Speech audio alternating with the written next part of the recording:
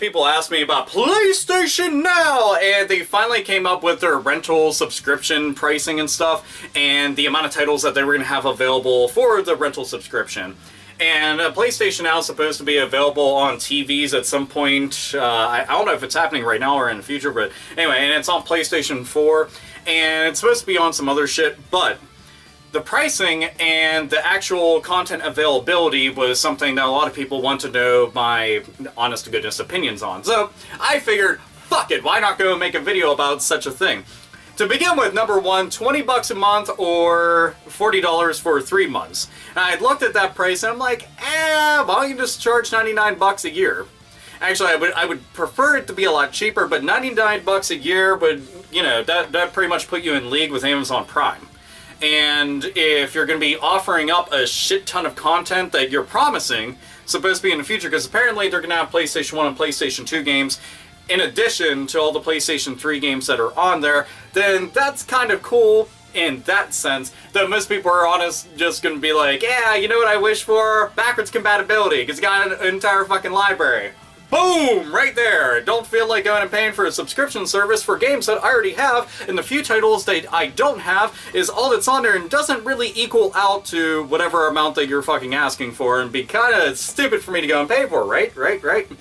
But I was looking at this, and I mean, say for example, somebody didn't have a PlayStation 3 or didn't really invest heavily into last generation. Is this worth it?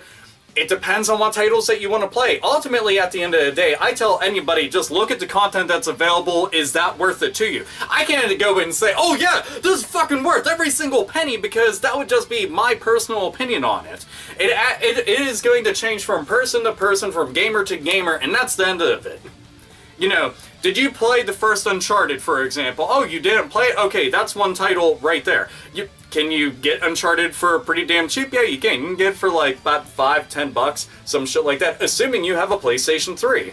Or if you only have a PlayStation 4 and you have you want to get PlayStation Now, think about that. But I just like they have Arkham City on there. They have Infamous.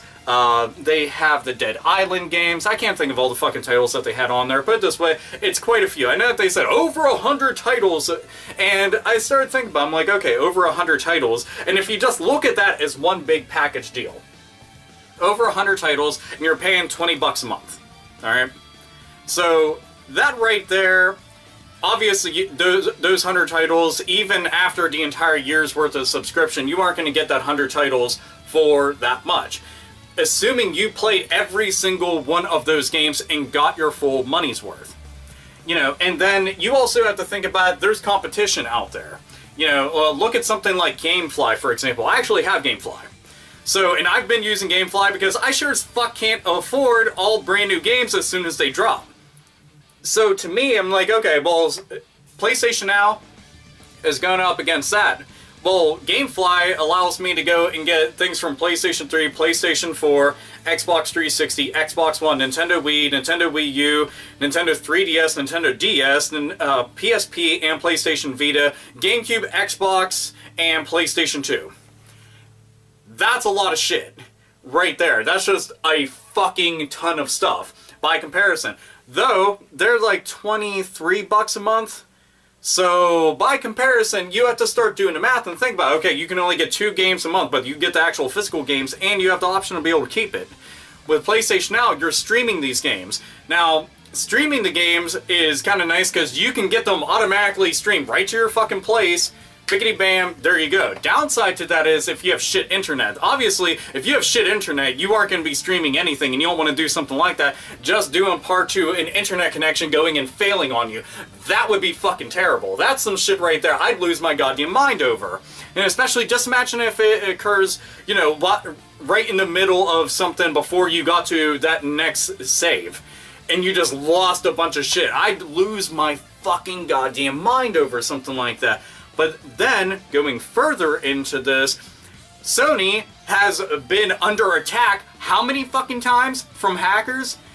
If you're paying month to month to month for a subscription service to be able to stream games, and then the PlayStation Network goes down, which it has gone down quite a few fucking times, because they apparently can't patch their shit up to be able to go and, avoid all these attacks, then a streaming service like this, it's going to be null and void, isn't it?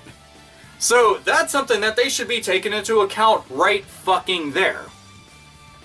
So then I wonder this, what all titles are you going to have available? Because I noticed while going through, there's quite a few titles in there that I played through and I've beaten and I liked a lot. Like the Darksiders 1 and 2, for example, other titles that I'm now just remembering are on there. But Darksiders 1 and 2, those games are badass as shit, and I like those a whole bunch. And all the other titles that I had mentioned before, there's also some racing games and fighting games like Dead or Alive. But I wondered, where are the RPGs? As a big fan of RPGs, that's something I'd want to see on there. You need to go and hit up like Namco or some shit and be like, yeah, we need some of the Tales games on there. I think Final Fantasy 13 is on there.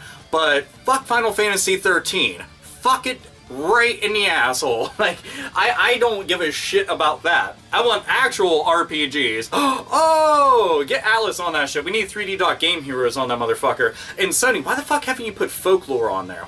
I'm just saying, that's like your own property, and that's not even on there. I found that shit confusing. I'm like, what's it? It's not even like you re-released Folklore at all, so just toss that shit on there. And there's also a fact that these aren't just the physical releases of games on there, it's also a lot of the digital releases through PSN. And that was something I thought was kind of weird. I'm like, why can't we get the PSN games onto PSN on PlayStation 4? I don't really know how all that works exactly. I'm sure that there's some shit that they would have to go and change up, but there's a lot of games that I have on PSN that now I can't access on PlayStation 4. Also, any of the PlayStation 2 classics and the PS1 classics. But they want to make up for all this with the PlayStation Now service, but that's double dipping. You're expecting people to double dip after they went and they invested into the new hardware, even though they had already bought that stuff. And that to me is asking a lot of people, and some folks aren't going to look at it quite like that, but to any of the individuals who have heavily invested into last gen or even the gens before that, and then see something like this, it's not even a matter of convenience anymore. It's a matter of, well, that kind of sucks. I already bought this shit. You see the problem with that right there? You know, and back to the pricing is something that it's going to end up being high or low depending on how much you game and what all titles you're interested in playing. And that's really the fucking truth of the matter. You know, if you plan on going and playing a fucking ton of these games, then you're going to get the most use out of these.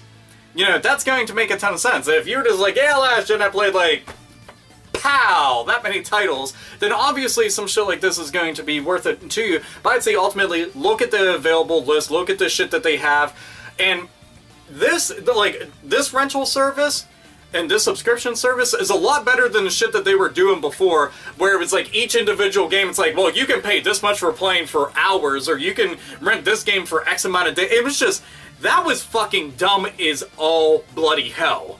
I couldn't wrap my head around that shit. After they like the actual the actual idea and concept behind it, I thought was pretty damn cool. I'd even talked about it because there's a whole lot of foundation right there that you can go and build off of. But once they announced the pricing and the way that they were going about it was so fucking ass backwards. 1 step forward, 5 steps back.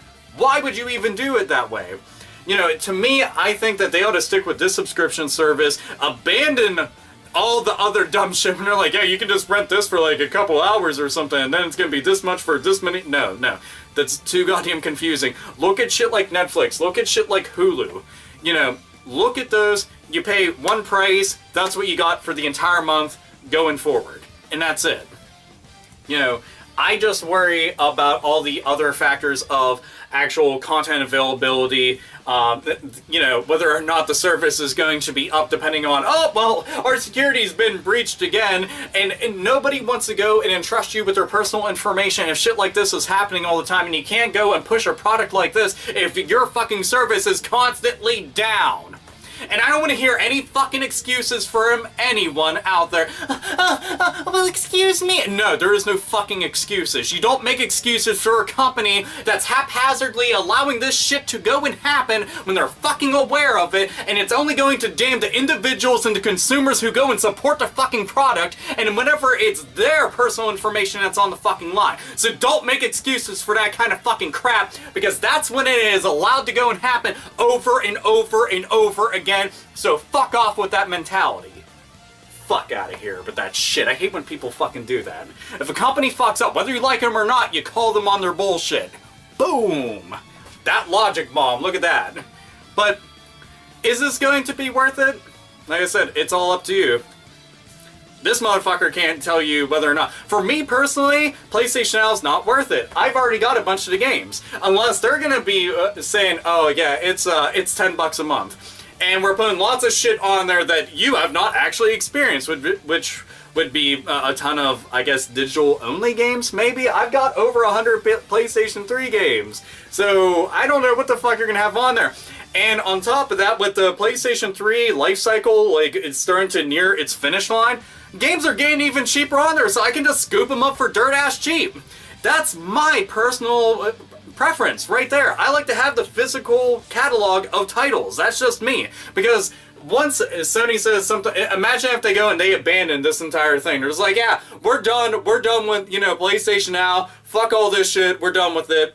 Then all of that investment that the actual individual gamer had for that is kind of poof, up in smoke. And I know somebody will say, oh, they're not going to do something like that. But eventually these services go down. They go away. That's all that there is to it. I mean, I do like the idea that they're going to have this on multiple platforms and available to you, because the idea of playing PlayStation 3 games on a ton of different things is a really cool experience. But I have a PlayStation 3. So, do you have a PlayStation 3? Do you have all those games on there? Do you have a steady internet connection? Do you actually trust Sony with your personal information? These are all factors right there that you need to take into account. Do you have that much money per month to be able to go and shell out for that? And do you game enough to be able to get the most money out of that? Some people are fucking money bags and just tossing fucking G's out of their goddamn pockets like nobody's business. They have fucking stripper poles lining their entire fucking house with fucking bitches just fucking grinding on them, leaving a fucking stink trail going up and down them. So naturally, they can throw money at this and not even give a fuck whatsoever. But to anybody that's got a kind of tight budget, take that into account. Hell, if you have a tight budget, maybe something like this does work for you. Because you can't go out there and get tons of these fucking games for dirt-ass cheap by comparison to what's already readily available to you. Bam, right there. And again, also look at the competition. You have GameFly, which is like the biggest rental service I can think of outside of Redbox. But Redbox only has a couple titles each time that you can go and get, and you can't really get too many PlayStation 3 games now, because they pretty much just focus on the newest titles, which is PlayStation 4, Xbox One, and Wii U. So that's just a thought right there. I don't even know if Blockbuster still does the online shit, do they? I have no fucking clue. Anyway, so there's opinions and thoughts. Me, I try to be unbiased as fucking possible. For me personally, it's not my cup of tea. But, like I said, it's all up to the people out there who are thinking, should I actually get this? I have no clue. I have a monocle. Nope, too, because I'm a classy motherfucker. Anyway, opinions, thoughts, feelings, PlayStation Now, yay, nay, don't give a fuck, doesn't matter. This is Alpha Omega Sin, as always, nerds, nerdettes, and gamers. Game the fuck on.